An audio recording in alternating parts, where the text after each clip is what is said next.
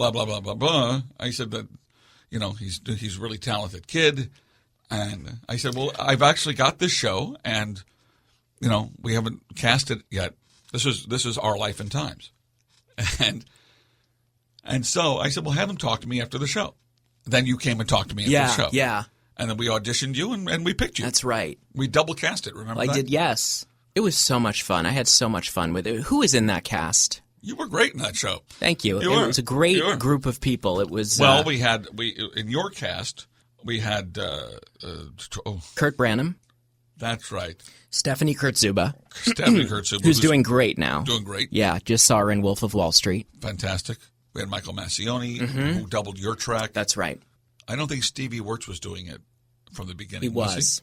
But he was in the other cast. All right, Stevie Wirtz. Hector Chorus. Oh, Hector Chorus, of course. Your show, Newsicle, and we were talking about this a little bit off mic, but your show, Newsicle, is still running Off-Broadway. Isn't that something? And you've been nominated for 3 Drama Desk Awards as a lyricist. As a lyricist, yeah. And you also won the Mac and Bistro Awards for the show that we did, Our Life and Times. But Newsicle, this has got to be your longest-running show, right? This particular production is. Now, explain Newsicle for those who haven't seen it. Newsicle is a combination of it's a topical review. It's kind of like what we did with Our Life and Times. Mm-hmm. The subject matter is famous people, things in the news, and current trends. And we write songs and sketches about those things. Now, do you know what some of the numbers are? Some of the musical numbers are in the show now? Well, right now we have a song about gay marriage. Okay. What I always like to do when I write a song about an issue or a trend or something is pick an angle that nobody else has thought of. Can you give an example? Well, in this particular case, the gay marriage number, the parents are at the wedding, and they're all very supportive. Oh, this is going to be fun. We're going to a gay wedding, a marvelous wedding. But they're having a wonderful time, and they talk about how the boys planned the whole event themselves, and all of their friends worked like busy gay little elves. They booked the church, they booked the hall, they booked the... Busy gay little elves. Busy gay little elves. That's a fantastic lyric. And then the bill comes due. Yes. And they look at it. He's like, well, here you go. What do you mean? It's the bill. He says, oh, no. Our son's the groom. And they're like, oh, no, our son's the groom. And then they look at the audience. Oh, crap. So that kind of thing. That's great. So that's it. You take a different look at the subject, something that The Tonight Show and Letterman and all the Daily Show aren't going to get to first. There's a level of jokes that you think of first. Those are all going to be gone by the time I get to it. So I try to step back and say, all right, let's look at this from another perspective. Sexting, it's the very next thing. It's useful for the wayward spouse, a vixen who has shed her blouse. Flashers don't have to leave the house. They random dial and send. You're listening to Walker Vreeland. Follow Walker on Twitter @WalkerOnRadio. Mixing it with science, get cybersexuality. Red Fark knew how to do it. Oh, yes. He zoomed in for the full effect. Why bother sending flowers when you can send your cock collect? You made your Broadway debut in 1993 in The Goodbye Girl with Martin Short and Bernadette Peters. Yes, I did. What was that like? What do you remember about that show? Well, it was my first Broadway show. I had been a comedian. I was 35 years old, and Jay Binder was looking for a comedian who could sing. To either, I don't know for what, but he wanted to get comedians who could sing. Jay Binder is a casting director, for those who don't know. Casting director. I mean, I could do an hour on the audition itself, but I'm not. So, well, all right. Give us something. So here it was, my first audition, and I auditioned for Jay Binder in the rehearsal studio. A week later, he says, okay, you're going to audition at the theater. And it was like an old-fashioned audition. You walk out on the Broadway stage, and sitting in the seats are Neil Simon, Marvin Hamlish. Good God. And Manny Eisenberg, the producer, and the director, who at the time was... well, they changed directors, right? At the very end, but it was... Gene Saks. And Gene Saks in the audience. And I did the audition. and they vocalized me up and down, and I read, and I sang, and went home and got the part, which was, it's for an actor to get a part in a Broadway show, especially your first one. It's like you've caught the golden ring. So you must remember that moment of getting the phone call, what you did afterwards. Jay Binder called. He said, "You're going to Broadway," and I went, "Woo-hoo!" And my partner at the time, Matthew, was with, and we jumped up and down in the apartment. We went out to dinner, and woohoo, we're going to Broadway, and that kind of thing. So I'll tell you that audition though. I'm not one to get nervous. I mean, a little apprehensive. Mm-hmm. I never felt terror like that before, knowing that I had to go out on the stage in front of Neil Simon and Gene Sachs and Marvin Hamlish. And I had to get angry at the nerves. I said, God damn it, you've been working your whole life for this. Nerves have no use for you right now. Oh, I had to work myself up into a state of absolute fury. That's a trick I use with my students. Is I say you just get so angry that the adrenaline pushes. Get angry at the nerves. Have a conversation with your nerves. You're not going to do this to me. Yeah. Like in that movie, that Judy Garland movie, where she's walking out. I'll paraphrase this. She's walking down the hallway because she used to get terrified before every performance. And she's going, screw him, screw him, screw him, screw him, screw him, screw him, screw him, screw him, screw him. Remember that scene? Yes. She wasn't saying screw him, but something. Right. You get the gist, ladies and gentlemen. But the essence is, I'm not going to let fear get the best of me. Oh, yeah. Yeah. Yeah. And then I went out and I just did it on, with this adrenaline thing. And of course, when I got off, I almost threw up. But that's fine because nobody was looking at me then. So that was good. Now, the experience of doing The Goodbye Girl, great. I mean, Marty Short, who is never not funny. Did you get to know Martin Short? Martin Short came to the Comedy Cellar a couple of times to see me. Yeah. And Bernadette? Bernadette, yes. Bernadette was not somebody to hang out. Although we did bowl for a while. There's a Broadway show league. Marty and Bernadette, when we first started, we bowled a couple of nights together. Footloose.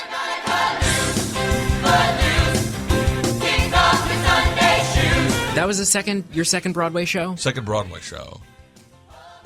And what comes to mind, and this is why I love you, Rick Crom, is because you're a character actor, and I mean, well, you're more than that. I mean, you're many things. You're comic and songwriter and actor. But my point is that you tend to get cast a lot as a character actor, but you have the training and the talent to really pretty much do anything. I mean, you can do anything. And I saw what comes to mind when I think of Footloose is seeing you. You were understudying the Reverend. Right? I understudied. Yeah. I understudied him and 4 other roles. Yes. So I saw you go on for the Reverend. You did. And you because I only did it 3 times. Mm-hmm. They wouldn't I saw let me one do of them, and you had that big 11 o'clock number which is very this heightened emotional moment where you finally decide you're going to accept your son, and I was so impressed by that performance.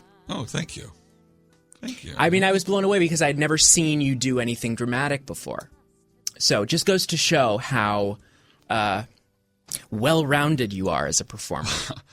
Well, but this speaks to something that I say to a lot of actors when I teach a course, stand-up comedy for actors. Comedy, to be good, it has to be believable. So we have to do something that actors do. We have to find the reality in the moment and then exaggerate it. That's why I say comedy is harder, because we have to get the reality first and then skew it slightly. So I think we're used to, and also working in nightclubs, we're used to lying for a living. Mm-hmm. We lie and we really got to make believe that it's coming up off the top of our head. And I don't want to disappoint a lot of comedy club goers out there in the audience, but we're not making it up off the top of our head. It's material. It's pretty much written. Yeah. This is what you do with acting. That's right. You try not to get caught. So in a dramatic role, which I love doing a dramatic role, I don't have to worry about making it funny. Yeah. I can just concentrate on the real, and it's liberating for me to do drama. Yeah. I love it. But thanks for that. The Footloose was an interesting thing. I only did the Reverend 3 times, but I was hired as the general male swing.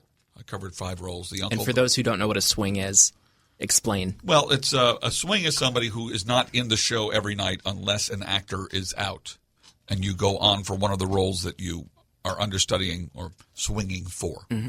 And those were not terribly big roles, but they all had different tracks and different choreography, and it drove me crazy. Well, yeah. I mean, what's it like being an understudy? Just in general, because I would think, and I've never been an understudy before, but I would think that, I would be so much more nervous as an understudy than if I were in the show every night doing the same role because of the uncertainty. You have absolutely no idea when you will be called on to step out on that stage and play that part, or then the next night this part. And I know that you have put in rehearsals, understudy swing rehearsals, so that you get to, you get some rehearsal time, but still, I feel like I would just live in this perpetual state of anxiety. I think I did that. The show ran almost 2 years, and I think for the first 6 months I was in a perpetual state of anxiety. Because it's not that you didn't know when you were going on. Often you would be filling in for somebody who was taking a vacation day or a sick day, or and you might know several days in advance, or you might know a day in advance. But you had to brush up on these roles all the time. So that was the most nerve-wracking, is did I forget something? And especially when you're covering more than one part, because it's not the lines. What you do when you're covering all the lines is you just memorize the whole show. That's fairly easy to do. I know it sounds hard, but but that's the easy part. It's true. You memorize the whole show, what you have to say and what you have to sing. But when you're covering 5 parts, they all have different places that they're coming on and off from, and different props that they have to pick up and take on stage with, and different responsibilities. When this character leaves, you better close that door or 9 people will die. Things like that. So it's those backstage logistics. Those are the hardest things to remember, because those you can't recite those. I used to recite my lines like that. I used to do, I don't know what the line was, but let's say the line was, and the meeting is adjourned. Close the door on the left. I've been saying 2 different voices. Right. Hoping I wouldn't say the stage directions out loud. Well, I would be afraid that I would say, especially if I was swinging and understudying multiple roles, that I would forget which role am I in. And it happens. Yes. It happens. I have a few experiences where everybody's looking at me and I think, must be my line. That happened to me quite a few times. And it's so stupid, especially sort of like in Urinetown, which we'll talk about in a second, where I was playing mostly the same part all the time. And that's another set of booby traps that can happen, because your mind doesn't. Sometimes you think, did we already do this part? Especially on a 2-show day. Yeah. Think, what scene are we in? Yeah. Is it Where my are line? Are we back there, or are we up here? So yeah. I'm frightened. Ooh, well, you should be. Freedom is scary. It's a blast of cool wind that burns your face to wake you up. Literally? Yes. There's a trickle of sweat. When I think about Urinetown, I remember, I saw it many times, but I remember seeing the show the day after September 11th. Oh, that was the first performance that Broadway had. We were the first show to go on. Yep. And I remember an announcement was made beforehand by one of the actors saying that the theater community has been encouraged to go back to work. And Actually, that was the director, John Rando. All that week he did a speech before the show. And it was very lovely. He said, "Listen, I'm not a fireman. I'm not a policeman. I'm not an emergency worker. I'm a theater director. And the best way for us to restore a sense of normalcy is to do what we do best, and not let this event stop us from our day-to-day activities." And it put it into context for us, and for the audience too. It's like, yes, very much so. We're sad, but we, by defiantly going on with our lives, we beat the terrorists. Yes. Describe Urinetown for those who are not familiar. Urinetown is a fantasy cautionary tale about what it would be like if there was a water shortage around the whole world. Of course,